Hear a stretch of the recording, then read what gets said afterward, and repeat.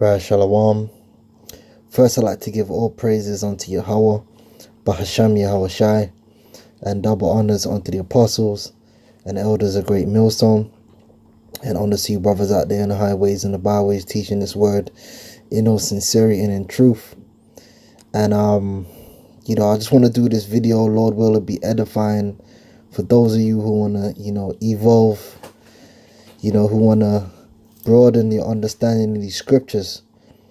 All right. And basically I'm going to go in on the foundation of Galatians, the 3rd chapter, and explain, what Galatians, the 3rd chapter is all about, because you got a lot of these Christians that will jump up and try and use Galatians, the 3rd chapter, to forward their false doctrine that anyone, regardless of what nationality you are in the flesh, can be delivered, which is a lie. All right. In fact, Galatians, the 3rd chapter is actually saying the complete opposite. If you read it with understanding rather than emotion and a predisposition. All right. Now, this is Ephesians, the 6th chapter and the 19th verse. It says, "And for me, that utterance may be given unto me, that I may open my mouth boldly to make known the mystery of the gospel." And it would appear that the gospel truly is a mystery unto the majority of people, because the good news is that the seed of Israel is not going to be cut off. The seed of Israel is not going to be done away with, because according to the law, and this is key, according to the law, all right, the seed of Israel should be cut off completely. As it is written, all have fallen short of the glory. All have sinned, and the wages of sin is death. All right. So according to the law, Israel shouldn't even have a remnant. Israel should be as Sodom. But according to the word of promise, Israel have life, which is through faith. All right. And that's the gospel. That's the good news, that the Lord made a way. And that way is Yahweh Shai. He proclaimed a way, and that way is Yahweh Shai for Israel to be redeemed, to be delivered from the curse of the law. And that's the gospel. Point blank, period. All right. Now, let's go to Galatians, the 3rd chapter. All right. And we're going to read from the top now. Galatians 3:1. "O foolish Galatians, who have bewitched you that ye should not obey the truth, before whose eyes Yahweh Shai HaMashiach have been evidently set forth, crucified among you?" Now, was this letter to the Galatians written to all of Galatia, to every person who was of the city of Galatia? No, this letter was written to the church in Galatia, those who have been called out.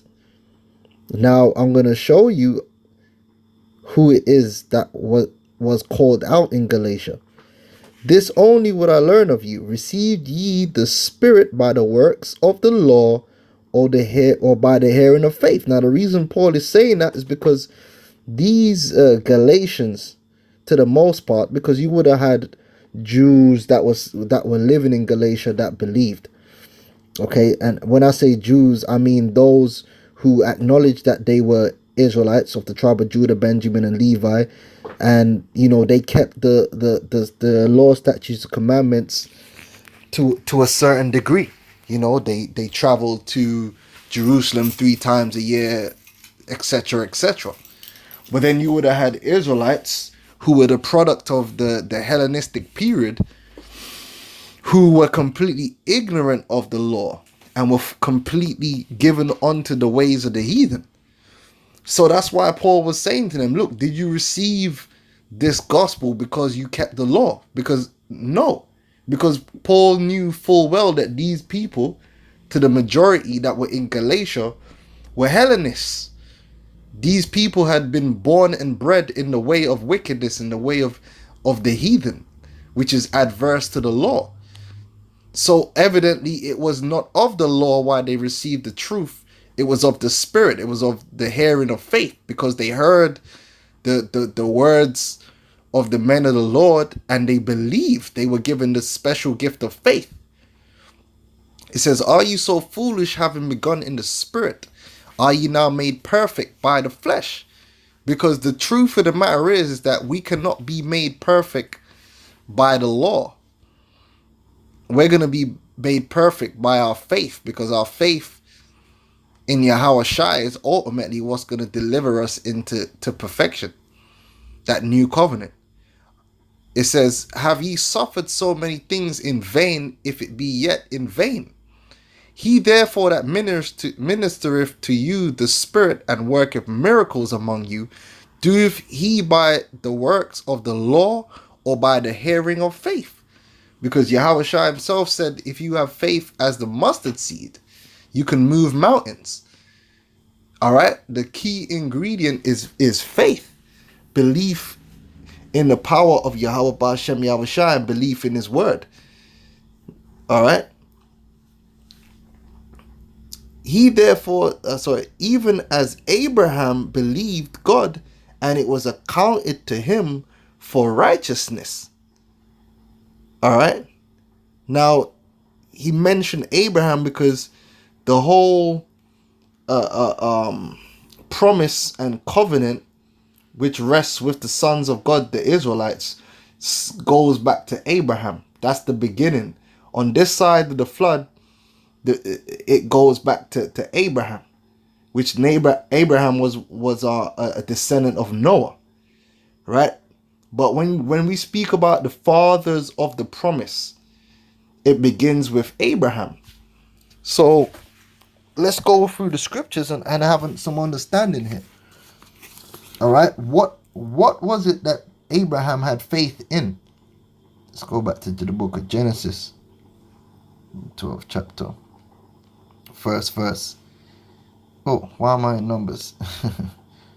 Right, Genesis 2, and this is why you got to know the scriptures. You got to know history.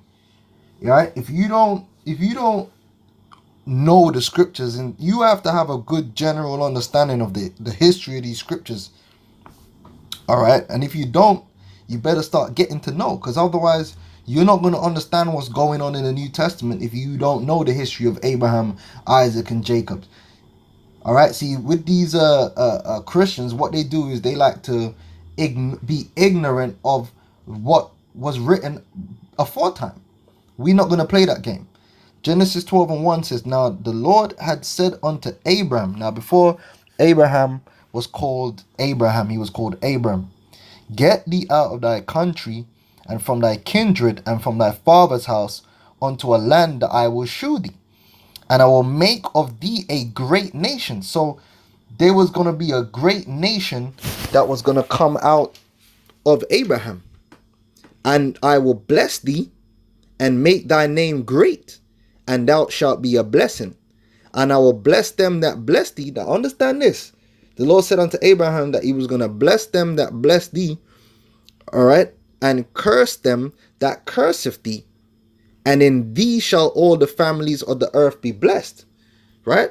So Abraham departed as the Lord had spoken unto him, because he had faith that the Lord would do these things, man, would keep his promise. Right. So Abraham departed.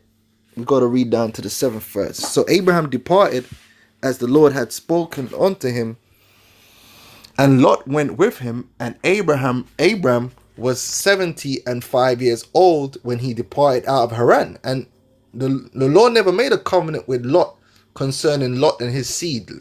If I can add that, even though Lot was righteous, okay, even though the Lord was dealing with Lot, the Lord never made a covenant with Lot, which is why Lot's seed, which is Abraham and Moab and Ammon, received no covenant of the Lord.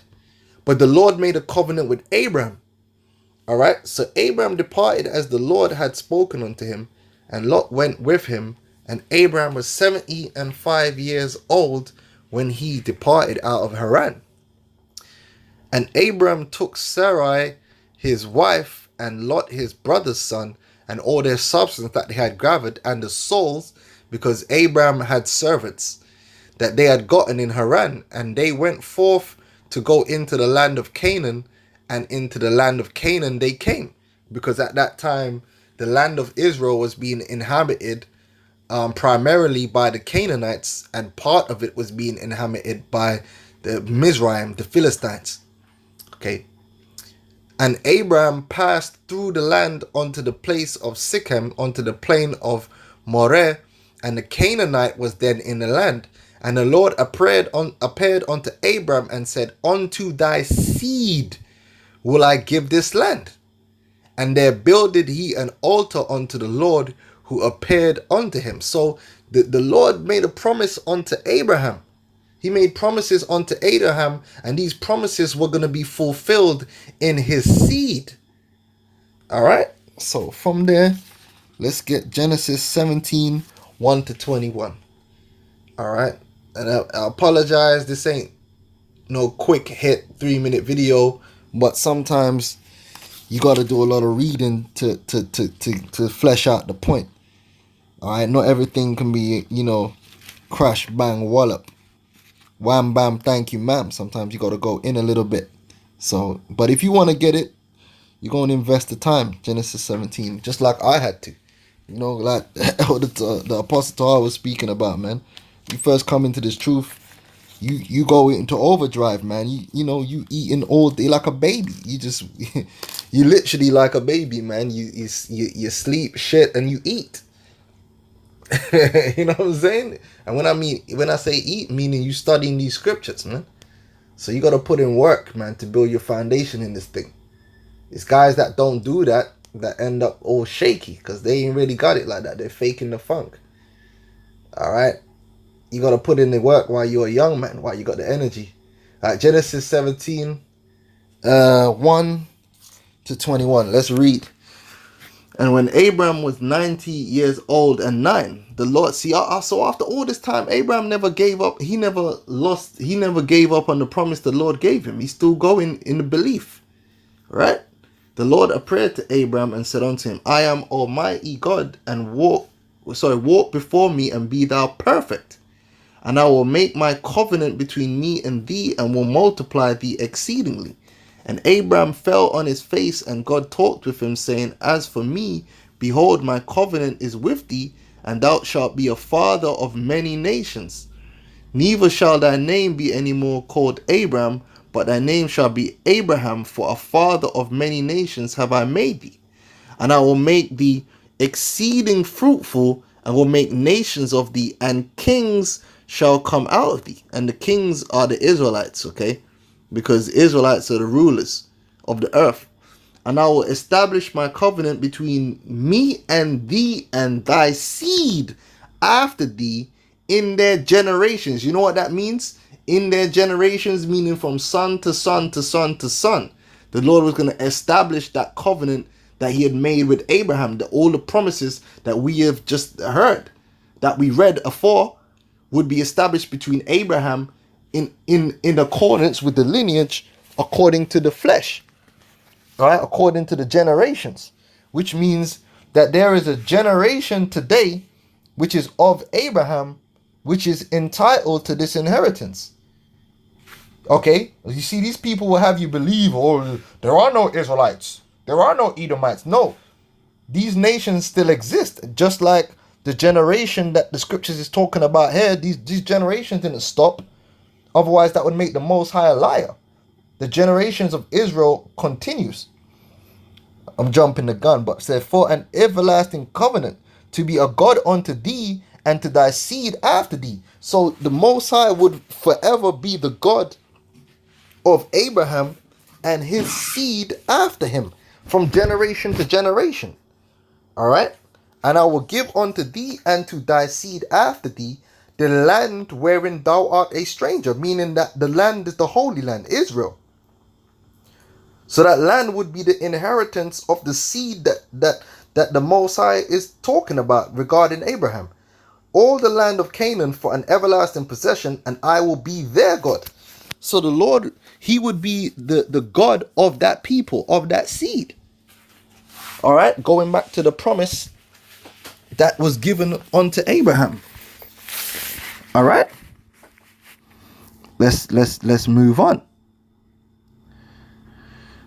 And God said unto Abraham, thou shalt keep my covenant, therefore, thou and thy seed after thee in their generations. This is my covenant which ye shall keep between me and you and thy seed after thee. Every man-child among you shall be circumcised, and ye shall circumcise the flesh of your foreskin, and it shall be a token of the covenant betwixt me and you. So it will be a token to remember the promise. And he that is 8 days old shall be circumcised among you, every man-child in your generations. He that is born in the house or bought with money of any stranger, which is not of thy seed. He that is born in thy house, and he that is bought with thy money, must needs be circumcised, which show you Abraham had slaves. And my covenant shall be in your flesh for an everlasting covenant. And the uncircumcised man-child, whose flesh of his foreskin is not circumcised, that soul shall be cut off from his people. He hath broken my covenant. All right. And God said unto Abraham, as for Sarah thy wife, thou shalt not call her name Sarai, but Sarah shall her name be. And I will bless her and give thee a son also of her, knowing that Sarah was barren, by the way. Yea, I will bless her, and she shall be a mother of nations. Kings of people shall be of her. So that shows you that it wasn't talking about Ishmael, because Ishmael didn't come of Sarah. Isaac came of Sarah. All right. It says, then Abraham fell upon his face and laughed and said in his heart, shall a child be born unto him that is 100 years old, and shall Sarah that is 90 years old bear? Because by that time, the mortality of men had already been cut down, man. This wasn't nothing like the days of Noah. Sorry, not the days of the days of Adam, when men lived hundreds and hundreds of years and were having children when they were hundreds of years old, and women were having. This is when the Lord cut everything down, started cutting everything down heavy. All right, now in the kingdom, we're going to go back to that longevity of life, and life is going to change, man. Life as we know it now, we're so used to these short, vain, stressful lives that we can't even imagine a life where you could actually take your time in life. In this life, everything's a rush. In the world to come, what would be the need to rush anything? You're living forever. You could take your time with life, man. Marinate in life. Slow cook, so to speak. And Abraham said unto God, Oh, that Ishmael might live before thee. And God said, Sarai, thy wife, shall bear thee a son indeed. So Abraham, at that point, wanted it to be Ishmael, but the Most High had his own plans. He was like, nah. Sarah, thy wife, shall bear thee a son indeed, and thou shalt call his name Isaac, meaning laughter, because Sarah laughed. And I will establish my covenant with him for an everlasting covenant, and with his seed after him, meaning it was going to go from Isaac to Isaac's seed. And as for Ishmael, I have heard thee. Behold, I have blessed him, and I will make him fruitful and will multiply him exceedingly. 12 princes shall he beget, and I will make him a great nation. So Ishmael is a great nation, but not the chosen nation. They're not the seed. All right? They're not the seed the Lord made a covenant with. The Most High is not their God. All right, so let's get Sirach 44 and 19.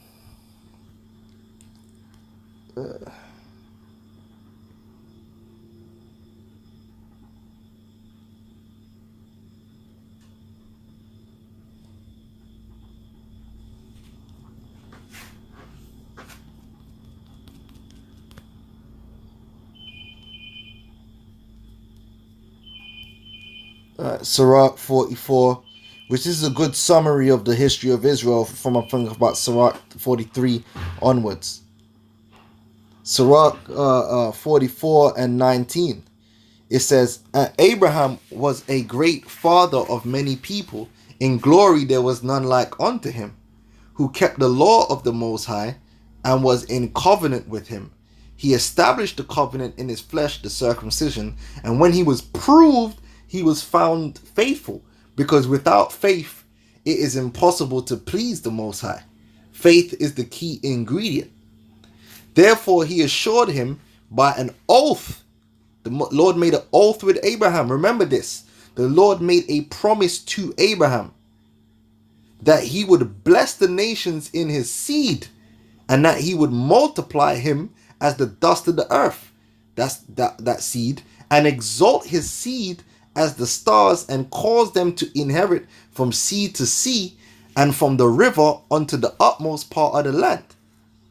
With Isaac did he establish likewise, all right, for his father's sake, the blessing of all men, right? And the all men is talking about here is Israel, because the book of Sirach is written to Israelites. The all men is obviously not including anyone else, but who is this is written to. And the covenant, all right, because who was the covenant made with? Israel. And made it rest upon the head of Jacob. So the covenant rested with Jacob. He acknowledged him in his blessing. See, the blessing of all men. Jacob. And gave him an heritage and divided his portions among the 12 tribes did he part them. So Jacob's blessing goes back to the promise which was given unto Abraham that passed on from Isaac. So let's get a few more scriptures to compound. That's why when we go to Genesis, the 27th chapter, and we read the blessing of Jacob, you're going to hear something very familiar. This is the blessing of Jacob. Genesis 27 and 28. Therefore, God give thee of the dew of heaven and the fatness of the earth and plenty of corn and wine. And that's going to lead into the receiving the land of Israel. Let people serve thee. What did the scripture say? Kings shall come of thee, and nations bow down to thee. Be Lord over thy brethren, and let thy mother's sons bow down to thee. Cursed be every one that curseth thee, and blessed be he that blesseth thee. That goes back to Abraham. That was the promise that the Lord gave to Abraham concerning his seed from generation to generation. That's why all you other nations, because you've cursed Israel and done evil unto Israel, that evil is going to be returned unto your own head. Because that goes back to the promise that the Lord made to Abraham, which cannot be broken. The Lord is not going to break his oath that he made with Abraham. And this is the point of Galatians 3. But let's continue. Let's get Deuteronomy, the 7th chapter. Deuteronomy 7 and 6. For thou art an holy people. Now this is speaking to Israel now, during the time of Moses. For thou art an holy people unto the Lord thy God. The Lord thy God hath chosen thee to be a special people unto himself. Remember what the scripture says, that he would be a God unto the seed of Abraham? Yes. Right? Above all people that are upon the face of the earth. Kings, rulers, favored ones, sons. The Lord did not set his love upon you, nor choose you, because ye were more in number than any people, for ye were the fewest of all people at that time. But because the Lord loved you, and because he would keep the oath which he had sworn unto your fathers. Who were the fathers of the promise? Abraham, Isaac, and Jacob. Hath the Lord brought you out with a mighty hand and redeemed you out of the house of bondmen from the hand of Pharaoh, king of Egypt. And that's going to be the same reason why Israel is going to be redeemed and delivered today. And that's the gospel. Because of that promise that that oath that the Lord made to Abraham, Isaac, and Jacob, he would not forsake that seed. Regardless of their transgressions, the Lord would deliver that seed. That's why there is a Messiah. For God so loved the world. What world is it talking about? Israel. That whosoever, meaning of Israel, believeth in him shall receive everlasting life. Be delivered. Come on, man. That's why you people gotta constantly talk shit about us and make everything emotional. Because the scriptures is backing up what we're saying. What we're saying makes sense. Christianity doesn't make sense. Why do you think people are leaving Christianity left, right, and center? Because it doesn't make no sense. They're like, what are we doing here? You know? What are we doing here? It doesn't make no sense. You saying 1 minute you say God don't change, but then you're saying God changed from one part of the Bible to another. It don't make no sense, man. We're saying God don't change. And in the next sentence, we're going to say the same thing. God still don't change. The Most High don't change. It's all about Israel. That's never changed. The God the Most High loves and he hates. That makes sense. To say the Most High only loves does not make sense. You do not make sense. You confuse people. That's why when we bring out the scriptures, you gotta, which Bible is that? Because you don't know shit, man. But anyway, let's continue on with the edification, because that's what's important. Deuteronomy, you know, not the rants of a Hebrew in exile. Deuteronomy 9 and 5. Not for thy righteousness or for the uprightness of thy hand dost thou go to possess their land. Listen to it very carefully. The Lord is telling Israel, look, man, you ain't going to receive the land of Israel because of your own righteousness and the uprightness of your heart. But for the wickedness of these nations, the Lord thy God doth drive them out from before thee, and that he may perform the word which the Lord sware unto thy fathers, Abraham, Isaac, and Jacob.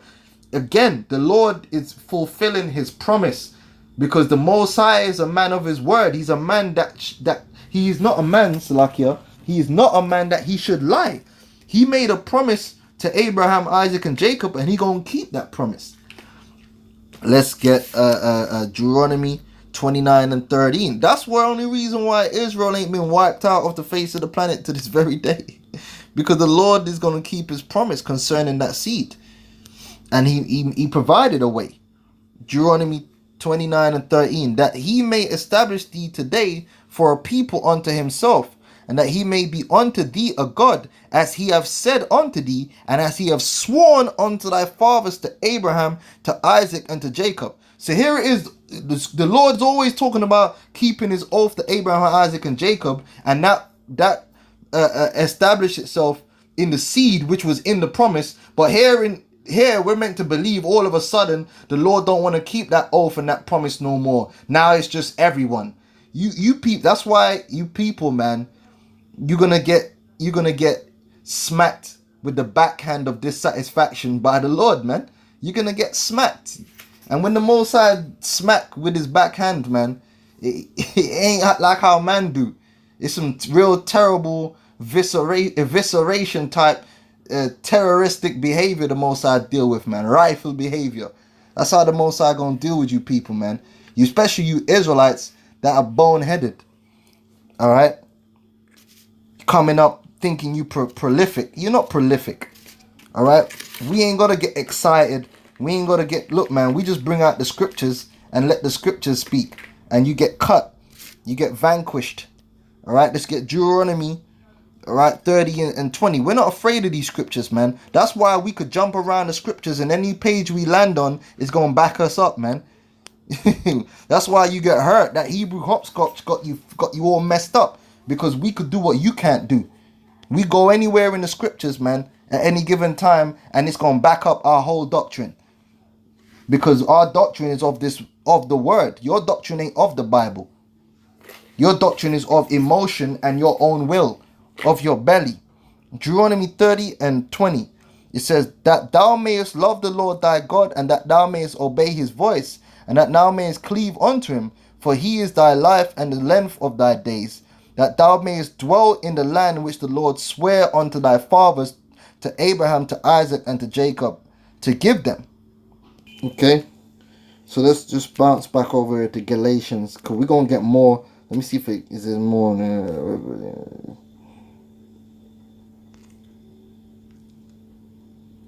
Let's get some more.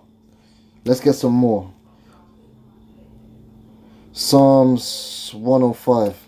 Let's put out the ashes on these dudes, man. Psalms 105 and 6. It says, O ye seed of Abraham his servant. Now who's that talking to?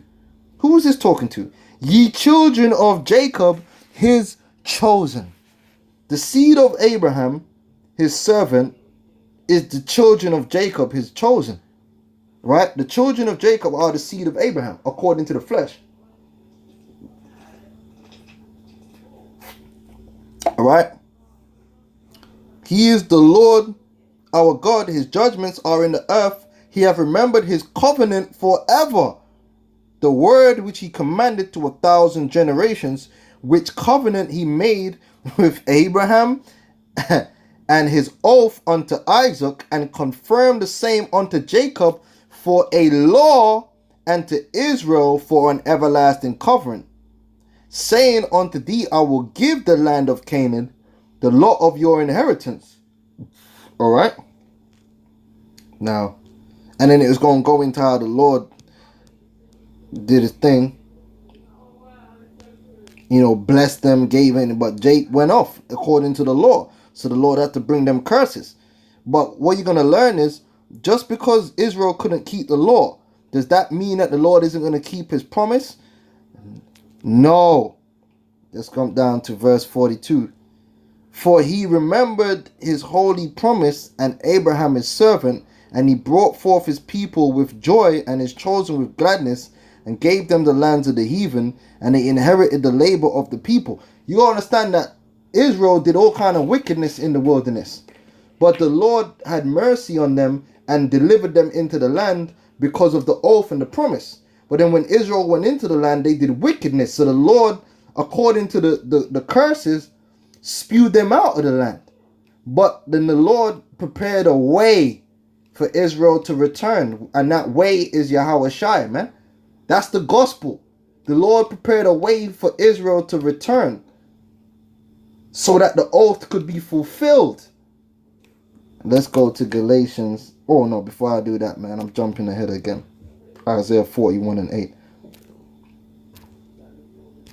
Isaiah 41 and 8. But thou, Israel, art my servant, Jacob, whom I have chosen, the seed of Abraham, my friend. All right? No heathen. No other nation. When I say heathen, I mean the seed of the other nation. No, they're not the seed of Abraham. The seed of Abraham is the seed of Abraham. However, just because you're of the seed of Abraham, don't mean you're going to be delivered. You got to have faith.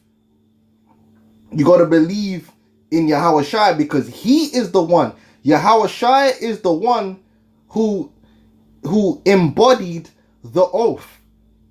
He proved himself worthy of the oath, to receive that oath, to receive the blessing, because he was perfect.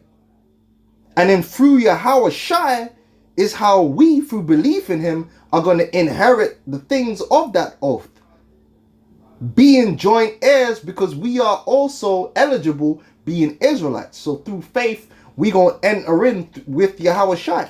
That's what the scriptures say. But you see, look, man, you only going to understand it if you're of the elect. Because really, that's only people it pertains to anyway. Ultimately. This is Jeremiah 33. Alright, that's why, which we're going to read it later, that's why it said the seed rested upon Yahweh Shai, because of all Israel, Yahweh Shai was found worthy. Okay, Yahweh Shai was found worthy. And then so through Yahweh Shai is how the seed is gonna inherit, man. He is the way, man. What part of that don't you understand, man? He is the way. He is that path for Israel to receive that which was promised, man. The kingdom. Oh, man, I just thought of another scripture. We're going to have to finish with that.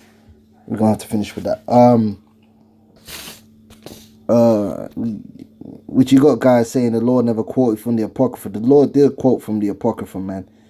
All right, the whole scripture regarding the straight gate, wide is the gate.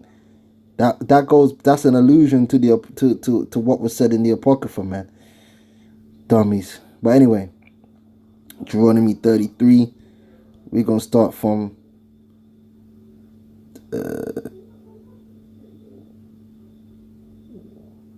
Deuteronomy 33 and 23. Moreover, the word of the Lord came to Jeremiah, saying, Considerest thou not what this people have spoken, saying, the two families which the Lord hath chosen, right, the Judah and Israel, he hath even cast them off. Thus they have despised my people, that they should be no more a nation before them.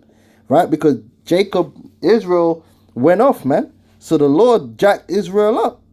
But guess what? As jacked up as our people are, as bugged out as our people are, the Lord has a remnant that he's going to deliver, and ultimately all Israel is going to become righteous.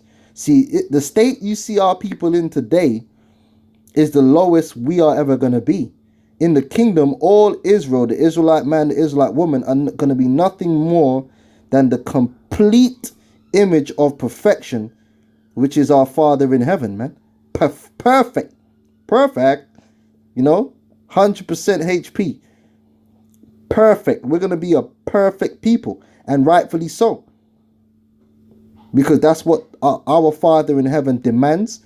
That's how our Father in heaven deserves. And guess what?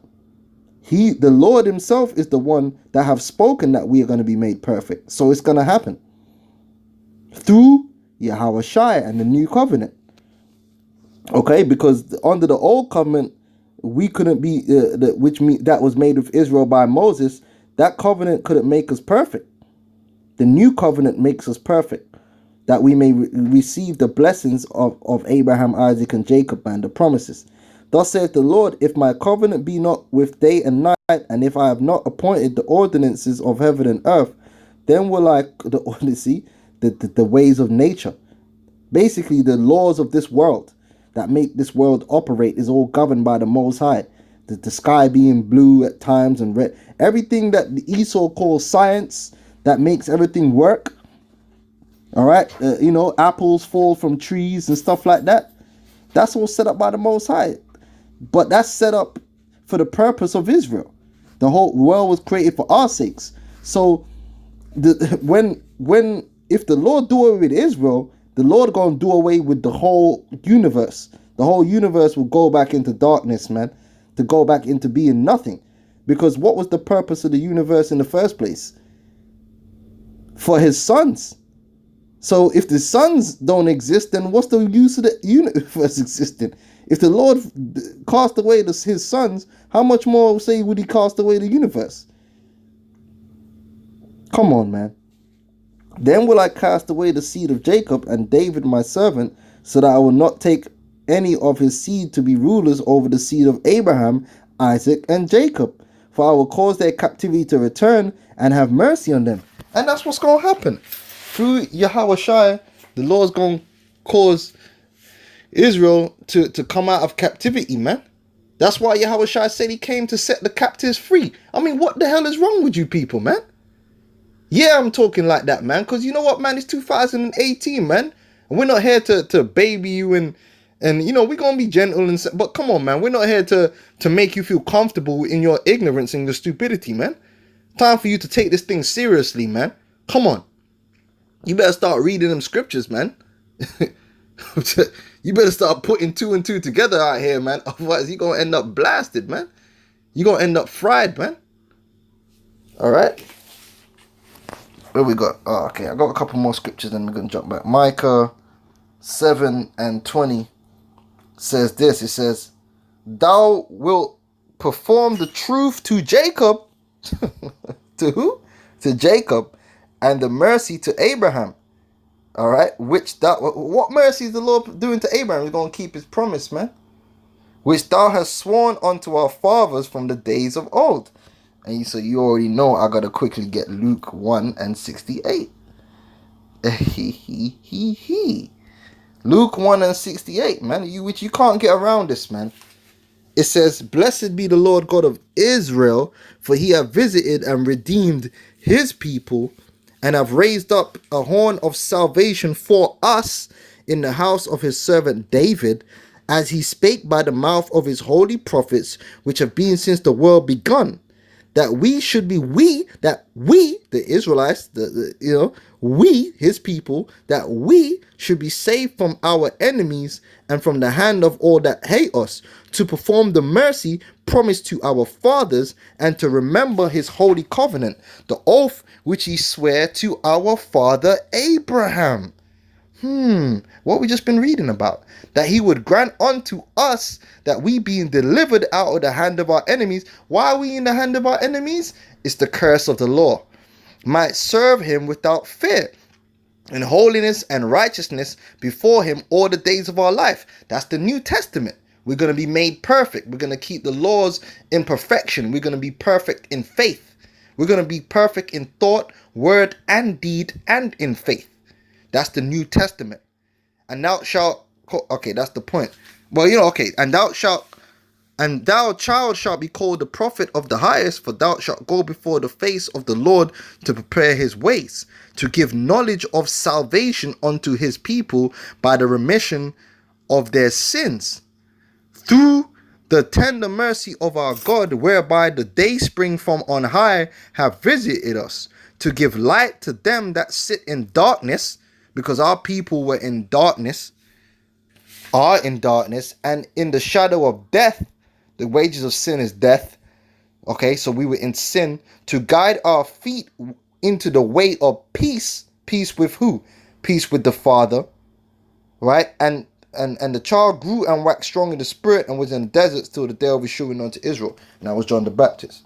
So let's jump back to Galatians 3, and we can just finish this off now. We done did the work. We done did the footwork. So I could just break it down as I go along.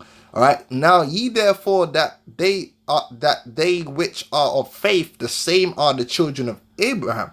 Meaning what? These Galatians were Israelites, the seed of Abraham.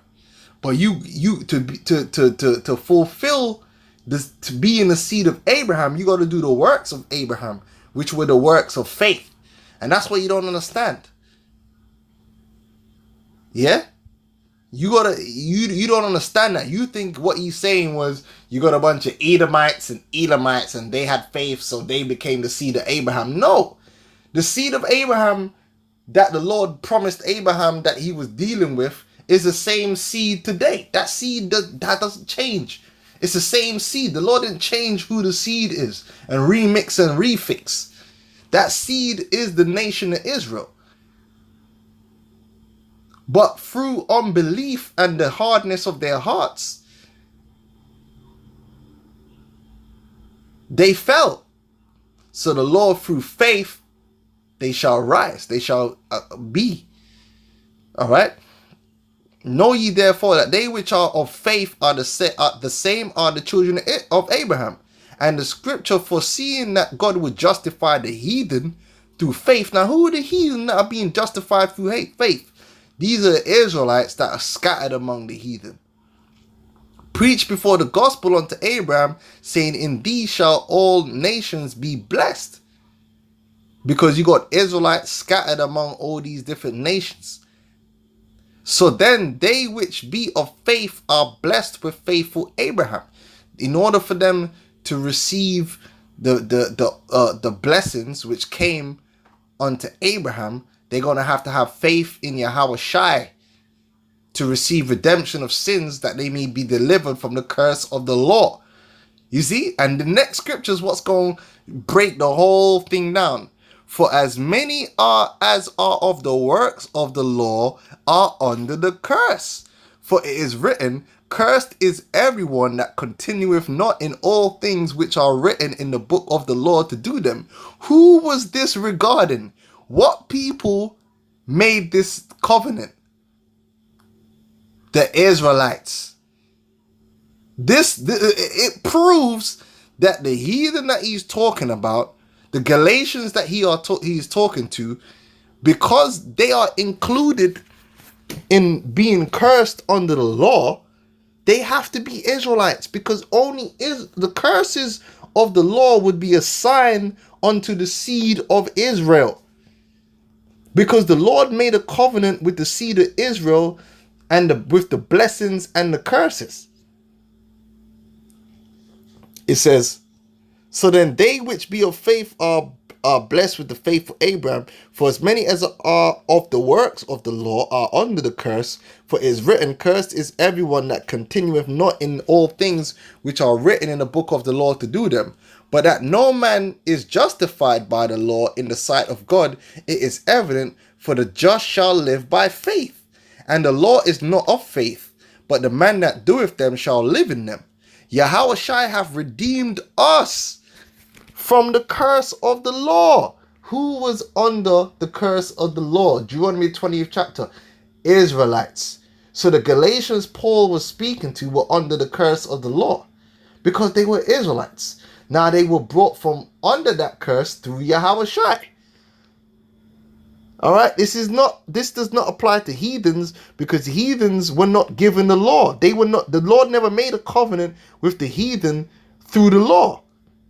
He made a covenant with the Israelites through the law, and with it came the blessings and the curses.